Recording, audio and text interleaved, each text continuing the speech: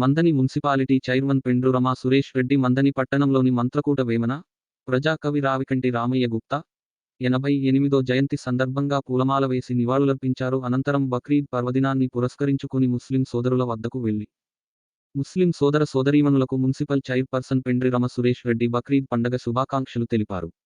ఈ సందర్భంగా మంథని మున్సిపల్ పరిధిలోని కూచిరాజుపల్లి మజీద్ వద్ద ముస్లింలను ఆమె ప్రత్యేకంగా కలిసి పండుగ శుభాకాంక్షలు తెలిపారు. ఈ కార్యక్రమంలో మంథని మండల అధ్యక్షులు ఐలి ప్రసాద్, స్థానిక కౌన్సిలర్ నక్క నాగేంద్ర శంకర్, కాంగ్రెస్ నాయకులు అజీం ఖాన్, పర్షవేన మోహన్ తదితరులు పాల్గొన్నారు.